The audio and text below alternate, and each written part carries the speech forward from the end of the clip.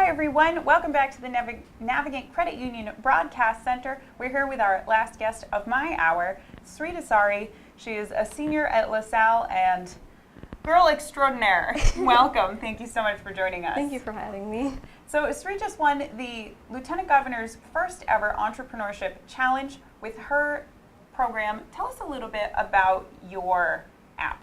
Okay, so basically what I'm focusing on right now, working on, is creating an application that could help high school students overcome their fear of public speaking anxiety. So do you want me to start off where I got this idea? Sure, yeah, talk to us about it. I know a lot of people, the thought of standing in front of people and talking, it gets you all clammed up, and you practice a little bit in front of your mirror, but then you got your notes and you're all nervous. So how are you helping us all get past that? So basically what I noticed was when I was in a discussion classroom, I was nervous, as you said, and I would practice with my mom, my dad, and friends and family and everything. But when I'm still presenting it, it's still really nerve-wracking. But I realized that as I did more and more presentations, I kind of got used to that feel, so I'm not as nervous anymore. And so I was what if rather than having to go through an actual presentation with actual people in front of you that are your peers, is there a way to mimic that scenario? So that's when I came up with virtual reality, where you can basically speak to a virtual audience and you would get that same feel. So you use a virtual reality headset, and you actually brought one with you today. So that's the one you use for your program. Yeah. So how does it work? So actually, when this app launches, you can use any virtual reality headset you want. But what I did was I recorded a chemistry classroom in my school, a 360-degree video, and I put that onto YouTube, and I would have students from my school wear it and then speak for a minute to that audience. It was a classroom of freshmen, and basically I recorded their heart rate while they're talking to the classroom, the virtual classroom, and then I recorded their heart rate when they were talking to me. And yeah, I saw that basically your heart rate is significantly raised when you're talking to a virtual environment, which proves that basically a virtual audience replicates the same feeling as a actual classroom audience. And so in this simulated audience, is it like talking to a real audience? Do you have movement from people and sounds and other things like that you'd have during a real presentation? Yeah, so right now it's I record the classroom, and so there's people moving, there's the natural, what you would see in an actual classroom. The next step is actually creating an actual classroom that would react to how you're acting. So having bots where you can select, okay, I want a tough audience, where if you're talking and if you get nervous, they immediately start talking over you, or you can see their facial expressions change based on how you're speaking. But that's the next step. So as you said, the program's not finished now that you've gone through the Entrepreneurship Challenge. And when do you plan on launching this? So right now I'm planning on creating an app. So as I said, my experiment, I would put the headset on the student and I would analyze the heart rate myself. So right now I'm working on creating an app where I wouldn't have to do it by myself. The app would immediately analyze that data and give feedback. So I'm hoping to launch it in January. That's fantastic. And so tell us a little bit about the challenge itself. There were, I believe, 40 other teams who took part. It was, actually, Lieutenant Governor McKee was here in April to announce the launch of it. Tell us a little bit about the process. What was it like working with so many other kids from throughout the state? I was really nervous. I didn't really I was I'm not sure if I'm going to get it. And so when they announced the top 5 and I was on it, I was what? But yeah, I've never actually done an oral presentation, pitching my business, and so that was really fun. And then listening to everyone else's, and their projects were really cool. It was really amazing seeing all the different ideas come to play. And the finals as well. It was pitched as a Shark Tank style thing. So how did that go down, and what happened during the finals? So basically there was the 3 judges, and you had 5 minutes to pitch your business in just 5 minutes. And so yeah, I had to practice beforehand and try to get it down to 5 minutes and make it as to get all of what I wanted to say in those 5 minutes. So it was really fun trying to like figure out like what I should say when and everything. So did you use your program to help practice for the finals? No, in this case, no, but yeah, hopefully when the app comes, I'll use it. So what's the next steps? You mentioned when we were speaking earlier that an international school has offered to pilot the program, and you have a provisional patent for it as well. Yeah. So basically, I traveled internationally this summer, and I got to meet like the education head there, and I also met the CEO and founder of Sun International Institutes. So it's like a hotel management classroom with about 10,000 students. And he really, really loved the idea of like having this in their classroom because it's like really cost effective. And so basically he gave me an endorsement saying that once the product is ready in the market, then he would pilot it for his students.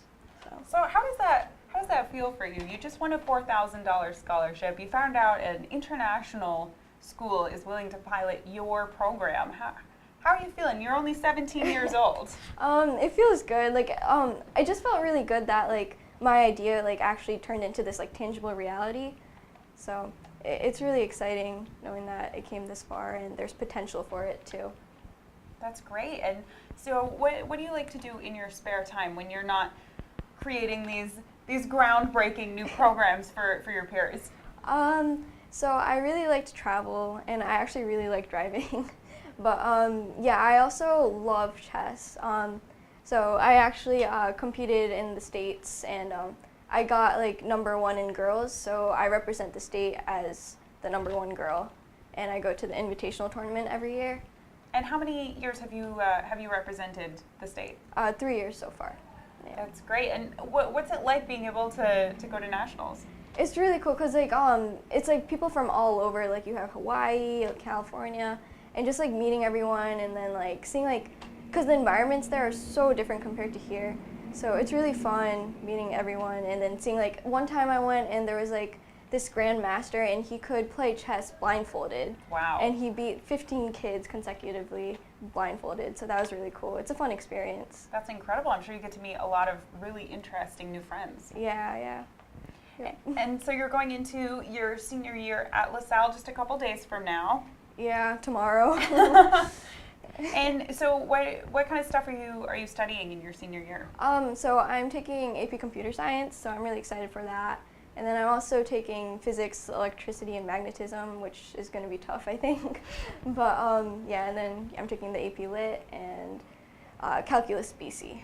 And looking past that, I'm sure the biggest question everyone always asks you, where you're going to school, Yeah. what you're going to major in. So right now, I know for a fact that I definitely want to go into business. I'm looking towards majoring in computer science and business, but I'm not sure yet. But yeah, and I'm targeting big city schools like Boston, New York, and Chicago. So Great. hopefully Well, it works out. I'm sure there are going to be plenty of opportunities available to you. And so when you do develop your app, you said it'll work for any VR, so anyone who has a VR program. Are you going to be marketing it more towards individuals or to schools or both? So both. Basically, a school can actually like buy the app in bulk, so where you could subscribe to it. And so that school would have like their individual classroom experiences. So like, actual videos from their own classrooms. And then the student would be given a username and password, so only students would be able to access those experiences. And then also, there would obviously be like a public library where anyone can upload any 360 video where it's open to anyone without username and password. So that's really interesting, the public sourcing of different videos. So different people will be able to kind of personalize their experience then of maybe a huge college auditorium or a smaller thing, because it is different. Both are kind of scary in their own different ways, speaking in front of either a large group or a small one. So that could be really interesting for say a school or a university to make their own individualized library of, do you want to speak in front of an engineering class? Do you want to speak in front of a small honors class type thing? Yep. And like this could also be used for like, like in the future, like if you wanted to prepare for an interview, you could have like an interactive person where they're like looking at you when you're making eye contact and everything. So there's a lot of possibilities for this product. That's really incredible. Is the technology available to be able to have that kind of a back and forth responsiveness through VR? Yeah, it is. So actually right now I'm hoping in the future, so basically right now what it is that you should have like a smartwatch or like some sort of heart rate tracker. So instead of that, in the future, like having an inbuilt heart rate sensor in your headset where like you would have like headphones and the heart rate tracker would be in your headphones. And so you wouldn't have to like wear a watch and command from that. So that's so interesting. Well, I'm sure we're all very interested to see where it goes, try it out for ourselves. And you could just download it. Would it be an app you get onto your phone and then you sync it up with your headset? Yeah, so the headset, you just put your phone in it. So you would have a smartwatch where there would be a smartwatch app which would be connected to your phone. Mm-hmm. And so right now the app, I'm setting it to be like $2.99, but yeah, so you would just like, like press play the experience on your watch, and then immediately it would be in your headset and it would just play from your phone. That's so interesting. Well, I'm sure I'm not alone in saying that I'm really interested to see where this goes. This could really change the game for a lot of students. I know when I was in school, the biggest thing all of my friends always said that they were afraid of was speaking in public. Yeah. And you single-handedly could change the game for that. Hopefully, yeah. Well, congratulations on winning the Lieutenant Governor's first ever entrepreneurship challenge, as well as being the top female chess player in the state. Can really do it all. Hasn't even started senior year yet. I'm sure bright things are in your future. Thank you. Well, thanks so much for taking the time to join us today on your very last day of summer. Enjoy the rest of it. Thanks. And thanks to all of you for tuning in. Stay tuned. 4 o'clock, Chelsea Gay will be back with her guest in her lifestyle show. You won't want to miss that. For now, here in the Navigate Credit Union Broadcast Center, I'm your GoLocal Live host, Rachel Nunes.